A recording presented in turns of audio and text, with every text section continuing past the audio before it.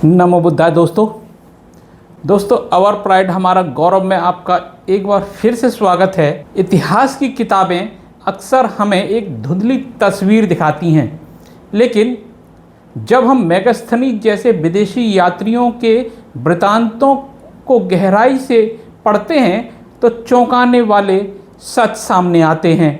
मौर्य काल में भारत आए मेगास्थनीज ने अपनी पुस्तक इंडिका में समाज के बुद्धिजीवी वर्ग को दो हिस्सों में बांटा था, श्रमण और वमन।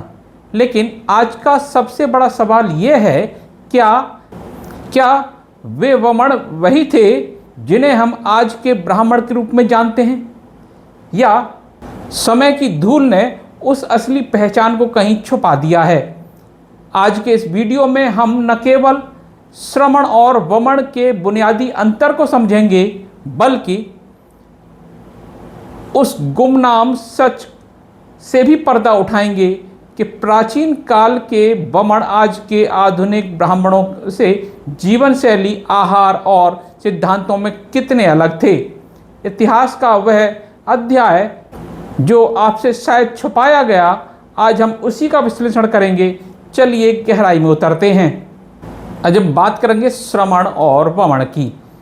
श्रमण के बारे में स्ट्रैबो ने मेगास्थनीज की लिखी बातें बताई हैं, और जो भारत में दो प्रकार के श्रमण होते थे, हेलोबी और वैद्य या चिकित्सक। स्ट्रैबो के अनुसार हेलोबी सर्वाधिक सम्मान पाने वाले श्रमण होते थे। हेलोबी यूनानी भाषा का शब्द है जिसका अर्थ है घर त्यागने वाला, अर्थात गांव से बाहर रहने वाला। ज्ञान की तलाश में बुद्ध भी ऐसे ही रहे थे तथा उनके पास जो भिक्षु बनते थे वह भी ऐसे ही रहते थे। दूसरे प्रकार के समण या श्रमण वैद्य अर्थात चिकित्सक होते हैं। यहाँ यह ध्यान देने योग्य बात है कि ब्राह्मण धर्म में वैद्य को निंदनीय तथा शूद्र बताया गया है, जबकि चिकित्सा बुद्ध धर्म का महत्वपूर्ण अंग है।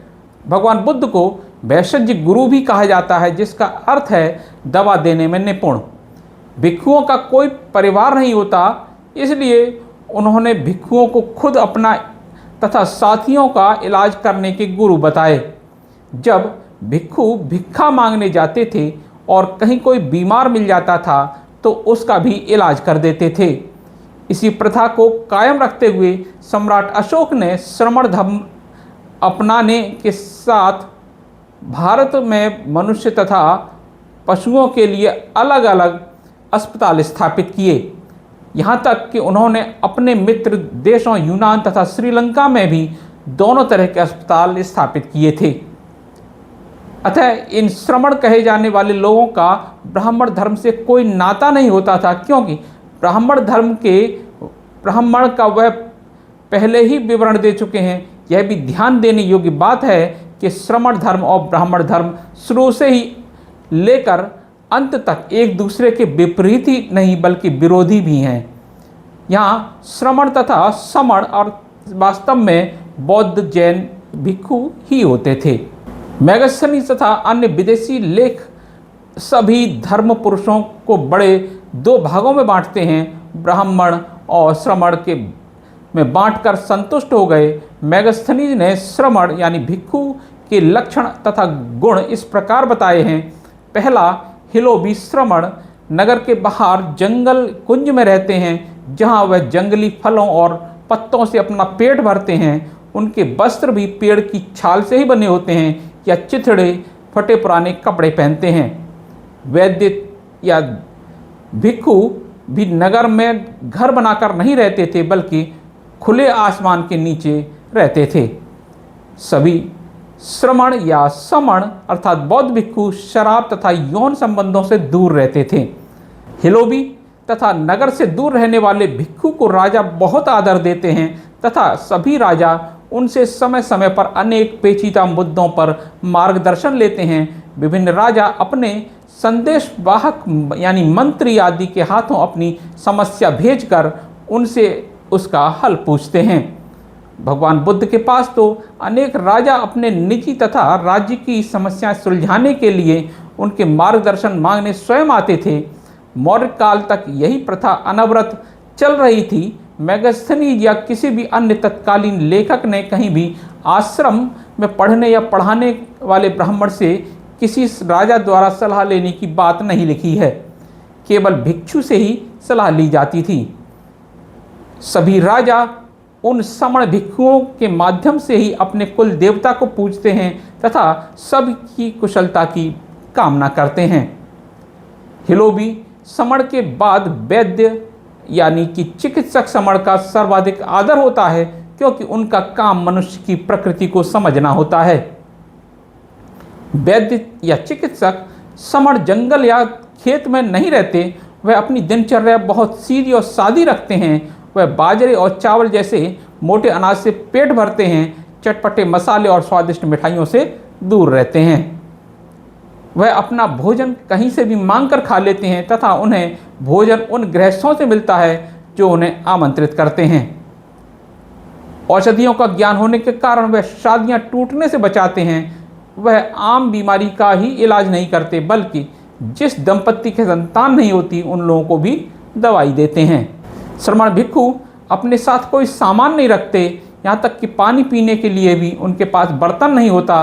वह पानी भी अपने हाथों की अंजलि बनाकर पीते हैं। श्रमण न तो शादी करते हैं न ही बच्चे पैदा करते हैं। आपको यह बात थोड़ी अजीब लगी होगी, जब शादी ही नहीं करनी तो बच्चों को पैदा करने का सवाल ही नहीं उठता। लेकिन प्राचीन ब्राह्मणिक समाज में शादी और बच्चे पैदा करने में कोई संबंध नहीं होता था।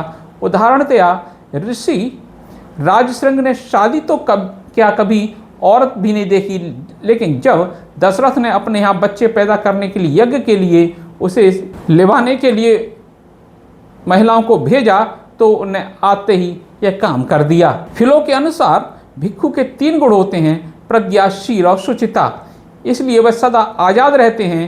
हिलोबी भिक्षुओं की तरह वैद्य भिक्षु शारीरिक विज्ञान के साथ साथ नैतिक विज्ञान का भी अध्ययन करते हैं।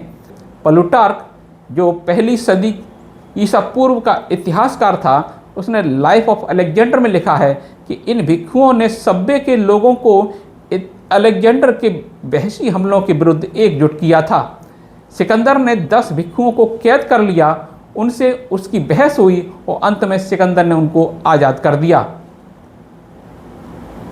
हम भारतीयों के लिए यह सचमुच गर्व की बात है कि श्रमण धर्म की यह रीति बुद्ध काल से लेकर अब तक अनवरत अटूट रूप से चली आ रही है।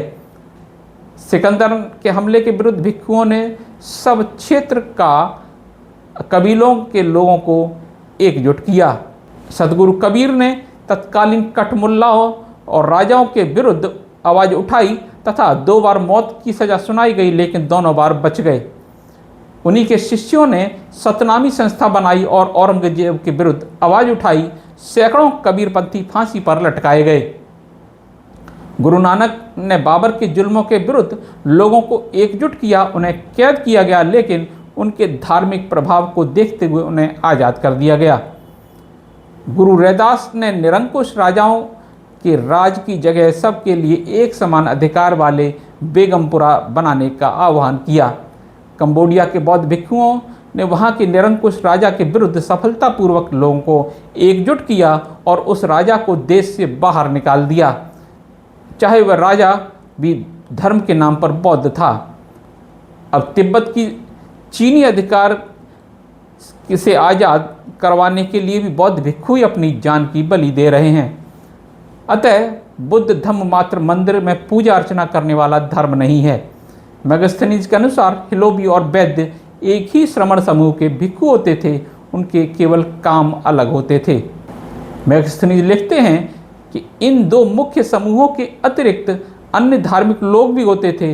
वह लोग खुद को ईश्वरीय अंश बताते थे तथा झाड़ फूंक करने का काम करते थे। उनका मुख्य काम मृतकों के साथ रस्म रिवाज करना होता था। वह लोग शहरों तथा गांवों में भीख मांगते नजर आते थे। इतनी महान संस्कृति और विचारधारा वाले देश में ऐसे अंधविश्वासी लोग भी होते थे, यह सचमुच आश्चर्य की बात है। टोने टोटके नीच प्रवृत्ति के लोग होने के बावजूद उन्हें श्रद्धा और पवित्रता का पर्याय मानते थे लोग। इनके साथ औरतें भी होती थीं, परंतु यह यौन संबंधों से दूर रहती थीं।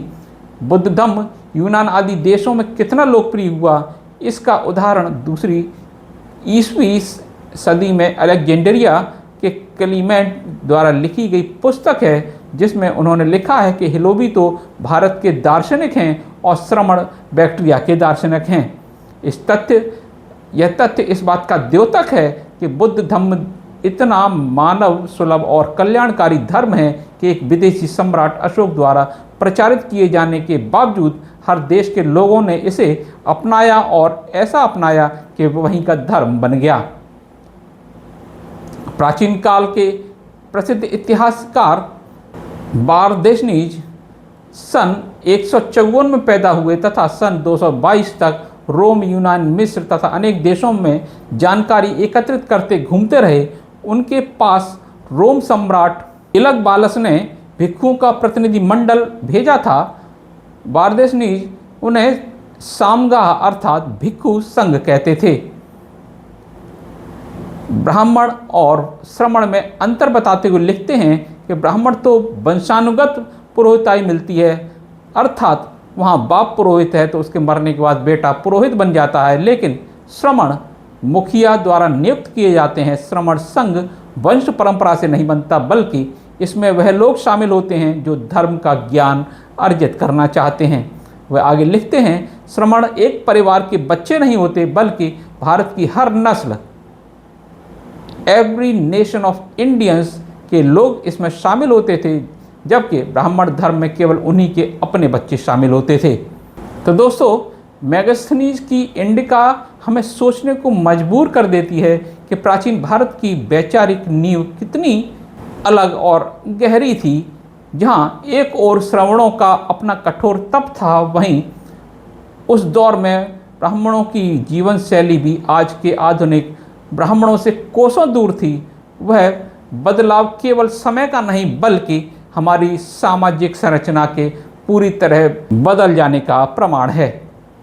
इतिहास के इस अनछुए पहलुओं को जानना इसलिए ज़रूरी है क्योंकि हम अपनी जड़ों की वास्तविकता को पहचान सकें, न कि केवल सुनी सुनाई बातों पर यकीन करें।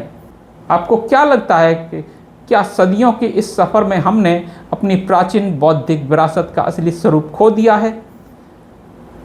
अपने विचार कमेंट बॉक्स में साझा करना न भूलें।